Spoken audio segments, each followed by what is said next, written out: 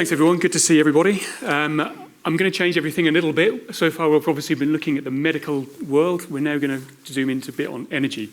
I also need to give my apologies. I was due to attend the last session, but unfortunately, I did come down with COVID, so I had to skip that one. So I do apologise. Hopefully, we can make up for it and give you more time for questions today, courtesy of our friends here leaving early. So, Coro Energy is a Southeast energy-focused, low-carbon energy provider. Now, what we mean by that is we see a lot of, in the past, this focus on oil, on coal, to be able to provide power within Southeast Asia. We're looking more now at the gas to supply power, but equally renewable energy. And that really is that black to blue to green story that we really like to talk about, focusing on moving away from coal and oil, moving into gas, and moving into renewable energy. Now, during the course of the last 2 years, so Coro's been around in its current structure, been around since 2017. In the last 2 years, we've started to focus more upon that renewable story and really starting to look at different technologies, different regions within Southeast Asia, and really starting to focus on the different countries, not only the countries that are actually really high in levels of irradiation or wind or have a high demand, but also the countries where the government is very supportive of renewable energy, which is kind of key for a lot of this stuff, which some other people have looked at, but not necessarily taken as seriously as we have. So at the moment, we have concessions in Italy. We are producing gas over there at the moment. That at the moment is providing us with approximately 5 million free cash to the company every year. We have a 15% interest in the Duyung gas field, which is in Indonesia. We're obviously non-operator there, and we are currently in the process of developing a portfolio of 150 megawatts of rooftop solar in Vietnam, and then a 150 megawatt onshore wind project in the Philippines, and a 100 megawatt solar farm within the Philippines as well. So from our perspective, the strategy is to utilize that cash that we have coming in from Italy, really utilize that funding, support our G&A, and then really then to utilize that cash to then spin off and then to start supporting the projects that we're looking at in Asia with the renewable energy scope. So a little bit on the team. We have a very diverse team in terms of what it is that we came from. So we have a team of oil and gas professionals originally, bringing in myself and Michael and now Ewan as well. We're now starting to look more upon the development of those renewable energy projects and really starting to focus in on that low carbon energy story. So we have the commercial team with the likes of James as chairman, and then we have the technical and operations experience from myself and Michael, with Ewan providing support services with a fantastic team of non-exec directors who are being able to provide the services and the support that we need to be able to make sure we're working properly. So why Southeast Asia? An ongoing story with Southeast Asia, I think. We see within Southeast Asia incredibly high GDP. We see incredibly high growth. We see a selection of countries who are or have been dependent upon fossil fuels up till now, particularly with coal. And those countries are now looking to really start to look at what they can do to reduce their impact on the climate. But not only that, they're also looking for energy security. So we're looking at this from both ends. We have countries and governments who are desperately trying to reduce their greenhouse gas emissions and also look for energy security. We've also seen things, for example, and if we look at the bottom right-hand graph there, we can see where coal has had a huge impact within Southeast Asia. It's been the main energy source many, many years and has continued to be so. We're now starting to see in Indonesia, for example, one of the biggest coal exporters in the country or in the region, now saying that they will no longer export coal because they need the fuel source for themselves. That leaves countries like the Philippines and Vietnam very exposed. So from our perspective, it gives us that opportunity to really look at exactly what's going on within the region, really start to focus, and again, we come back to that. It's not necessarily just about demand. It's not just about the supply, but it's about which governments are actually keen to be able to do this and actually be able to look at what it is they're doing. And we'll talk a little bit more on Vietnam and the Philippines as we go on. But some of these charts here just give different views in terms of the GDP within the region, the electricity demand, but also in terms of the demand from renewables versus coal. So, just a little bit on the gas portfolio then. So we have a fantastic opportunity within Italy. We have a very strong team based in Milan. They have been running these assets for the last 10 years. They know the assets like the back of their hands. And we're currently producing and bringing in good revenues on the back of those. But equally, we also have some other assets within Italy, which we are currently in the process of developing further. We're going through some of the demand cycles, and we're starting to see what we can now do to actually bring on more gas production than we have before. So whereas today we're currently producing 2,000 standard cubic meters of gas from the Siluro and Rapignano fields, which are, if I can get the laser to work, these two up here. We are then, the Siluro there and Rapignano there, and then we're also looking to bring, we've got small production coming in from here, which is the Casa Tiberi field on the San Lorenzo block. Now, we have these assets operational, they are producing and doing very well. Equally, we have more assets that we hope to bring back online. So, for example, the Bezzecca field, which we had issues with in terms of we had an environmental incident where the pipes that were installed by the subcontractor weren't fulfilling the requirement.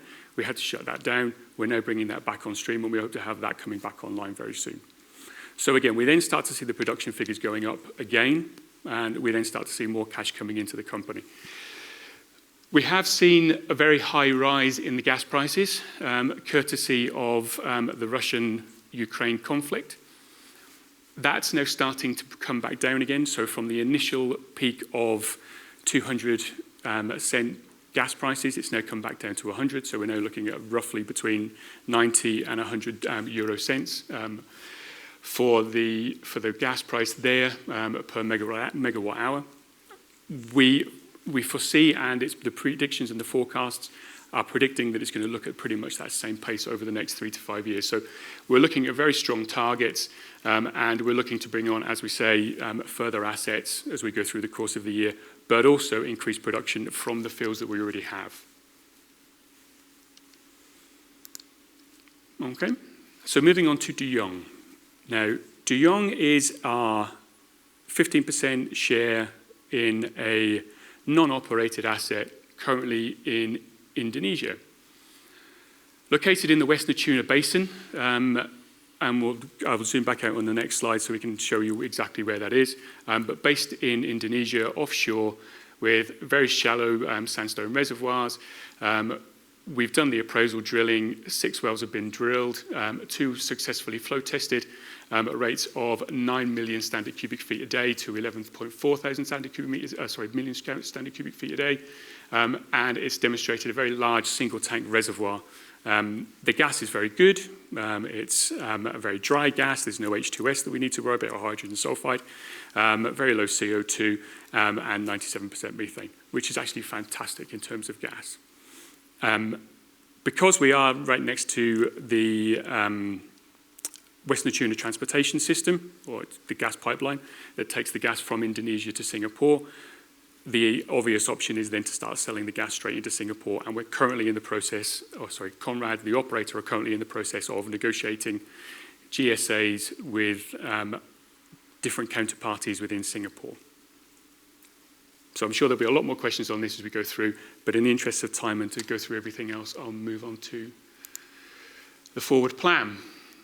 So as I've said, it's very close to the West Natuna transportation system, the WNTS, the pipeline that goes from Indonesia straight across to Singapore. The reason we look at this is because Singapore has significantly higher gas sales prices than Indonesia. Now, Singapore being a central hub is the main reason for that, but equally, as is the cost of living and everything else that comes into play within the difference between Indonesia and Singapore. So we do have spare capacity on the West Natuna transportation system. We do already have an approved plan of development with the Indonesian government, but that now needs to be revised and updated, and that's currently in play. The reason for that is because the competent person report actually increased the production facility or production figures for the gas supply. So we're looking at 495 BCF, so billion cubic feet of gas within that reservoir. So, like I say, the GSAs the gas sales agreements are really kind of the main milestone moving forward. We are discussing and we are in very close negotiations with two Singaporean parties. We hope to have those relatively soon. When it comes to negotiation, unfortunately, these processes can become very quick and very cumbersome, or they can become very quick and everything's signed overnight. We'll wait and see what happens, and we hopefully have some answers very, very soon on those ones. So we hope to have that final investment decision then on the back of the GSA and the back of the plan of development. We should be able to have that final investment decision by 2023, with first gas targeted early 2025. There are multiple different options in terms of how we can evacuate the gas, but we'll have that conversation afterwards, and I'll quite happily take any questions that anyone has later on, rather than taking time up on this one right now. So, in terms of moving forward then, the company took the decision to move on and have a look at the transition to clean energy and renewables. And this is kind of really where I came on the scene with my background and skill set. So my background was originally oil and gas, then started to move into renewables, so I have that background in both.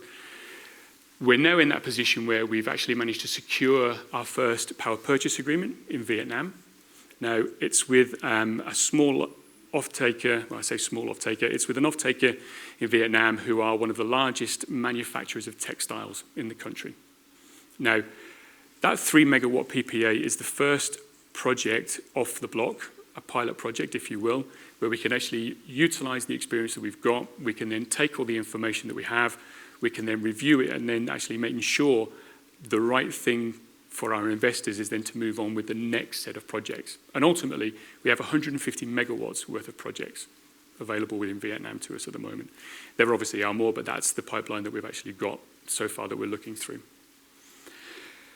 So ultimately, we get to the point of almost this cookie cutter exercise in terms of we've got this 3 megawatt pilot project, we'll go through the process, we'll get it to where it needs to be, we'll monitor, we'll evaluate, make sure that everything's operational and works the way it needs to.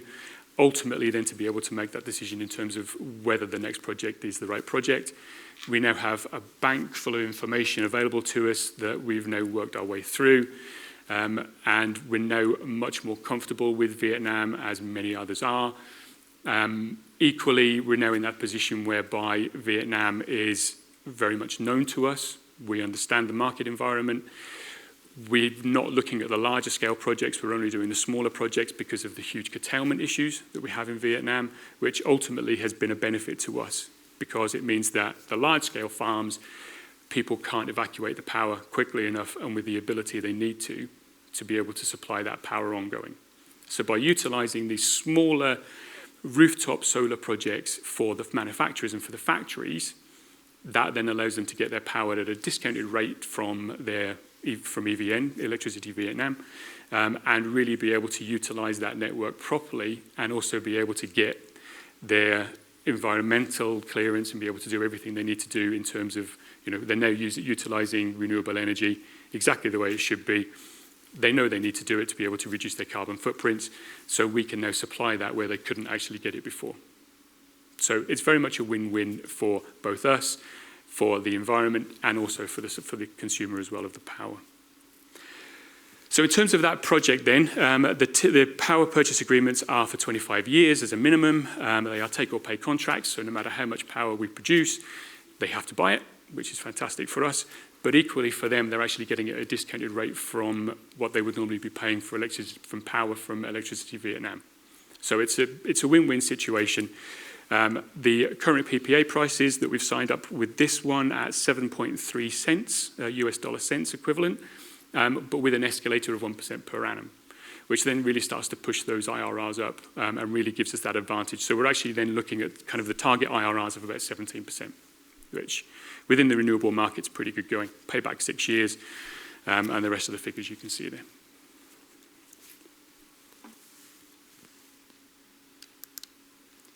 Okay, so the Philippines.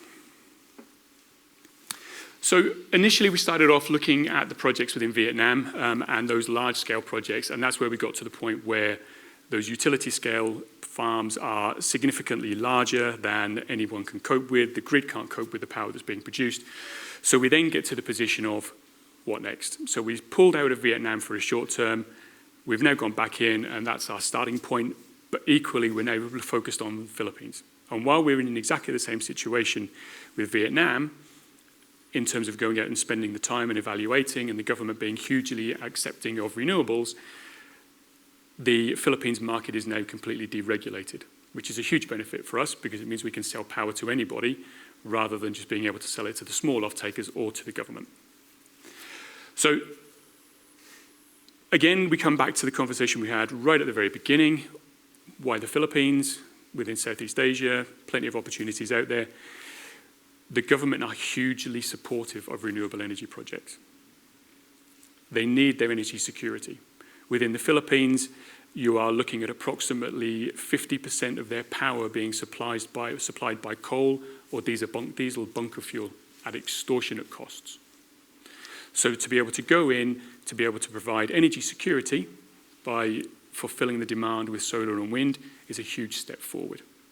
Not just for us, but for the government, but also for the Filipinos. Now, the average age of a Filipino is approximately 24, 25 years old. Now, they want their energy supply to come from renewable energy sources and are pushing the government to do that. And we've just had a general election within the Philippines, and the candidate that was walking around with a wind turbine in his hand is the one that won.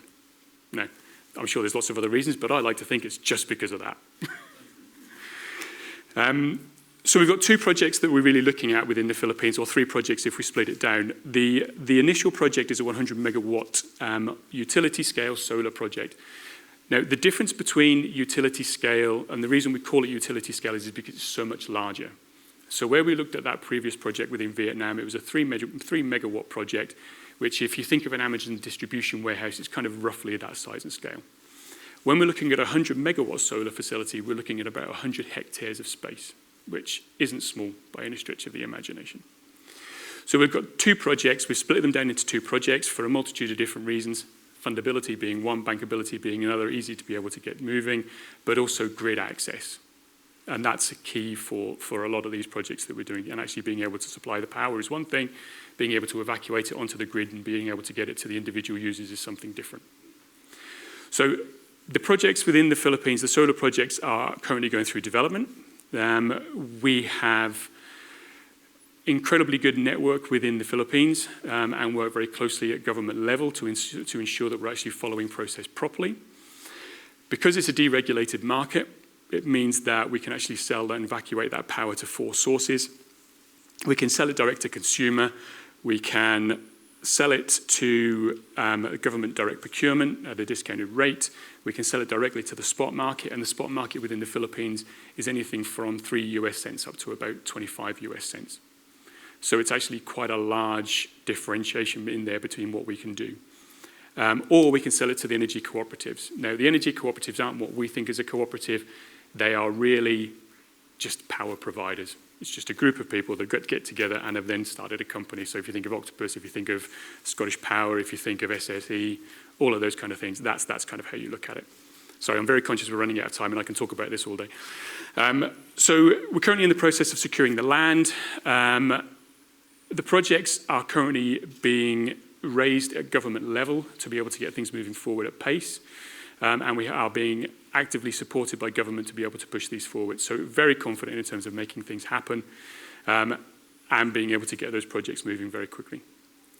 So we'll just quickly skip on to the to the wind project, and then we'll open to questions. And I apologize for skipping through. For the wind, we have to be able to get 12 months worth of wind data. Now, what that actually means in effect is we have to have a LiDAR installed. Please don't ask me what LiDAR stands for. And also a 130-meter Met mast. And the reason for that is so we can actually monitor the wind. We can follow it through. We've already done the desktop studies. We know the land looks incredibly good. We know the landscape works very well for wind, but we still need to make sure that we've got that wind measurement in place and we actually fully understand exactly what's there. So ultimately, we have exactly the same as the solar. We have a very good team in country. We have everything ready to go. We are pushing things forward. We're currently negotiating on the land at the moment. We're being supported by everybody that we can do, and it's a very positive story to be able to get those things moving forward. They take time. That's where we get to. I've got one more, two more. Sorry, Tom. So Ion Ventures, I'll skip over this one very quickly. Ion Ventures, Coro has a 20% holding in Ion. Ion is a flexible energy company which provides power on battery storage and on small microgrid systems, some based within Southeast Asia, but majoritively within the UK. Recently signed with GLIL, for those who don't know, a very large infrastructure fund based down south, to be able to support battery storage projects within the UK. Now, we own 20%, and again, more than happy to answer any questions about that one as we progress through. And then just the final one, so an investment summary, just in terms of where we are and what we're looking at. Southeast Asian energy company. Southeast Asia has a very impressive view in terms of what it wants to do, not only in terms of being able to provide its own power, but being able to provide its own power through renewable energy sources. We have that prolific Duyung gas asset with commercial milestones expected to be this year and to be able to monetize on that PSC relatively quickly. We have the gas coming in from Italy, which provides us good revenues, and that then allows us to then be able to look at those projects within Southeast Asia and utilize that funding to be able to do that. A very positive story at the moment. We've taken quite a lot of time and effort to get to where we are today. We've done a lot of background work.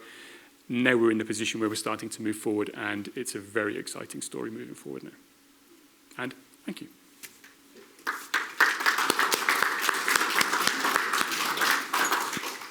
Excellent. Thank you, Mark, and sorry for cutting you off prematurely. So can I turn to questions in the room? Question just here. Hi there. First question. Obviously, your debt was restructured quite recently. Could you tell us a little bit more about that? Yeah, so for the De Jong asset, we currently hold 20 million euros worth of debt, which is against a 40 million valuation on the asset itself. Now, the debt was due to expire in April this year, and we've managed to negotiate a very good position with the debt holders to push that out by 2 years. So we no longer have to pay coupon on that, on the debt, but it's going to be rolled up until the end and then paid in paper rather than actually being paid as a cash lump. And then, if don't mind, second question was, obviously the Italian asset wasn't meant to be part of the portfolio, sort of being divested at the start of the year, and now we have got it back on the balance sheet almost. Can we expect to see that in the foreseeable future staying on the balance sheet?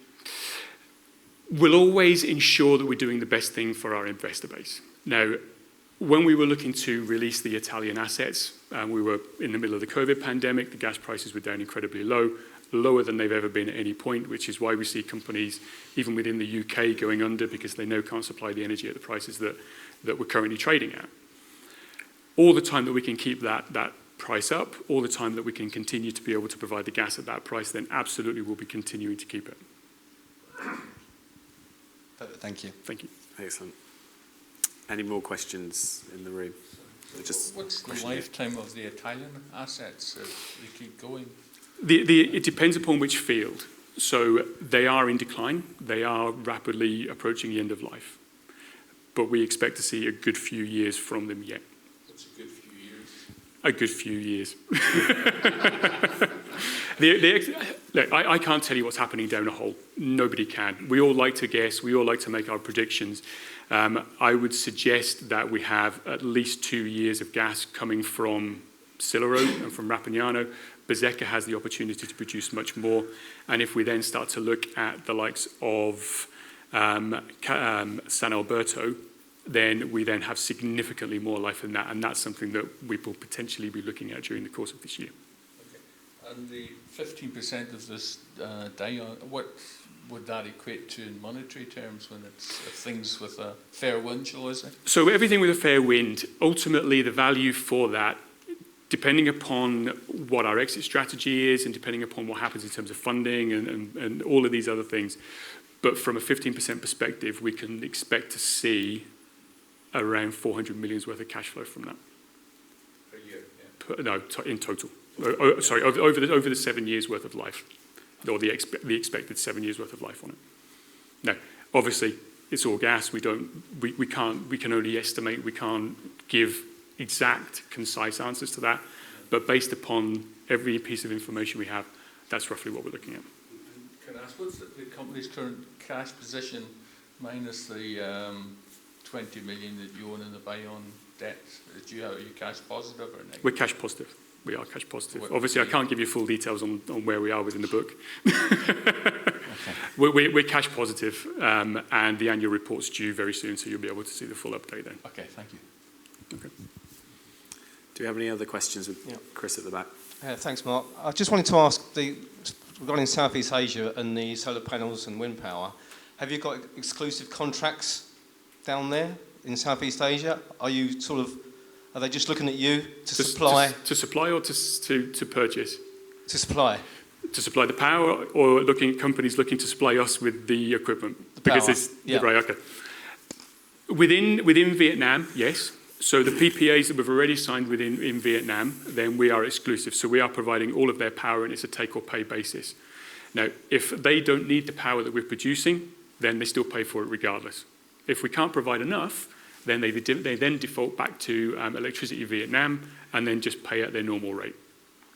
So it's, if you've kind of got your rooftop at home and you're buying power, you're usually using your own power from the solar panels on your roof, then you're fine. When it goes dark, then you need to buy power in from Scottish Hydro, whoever it is you use. So yes, we've got exclusivity there.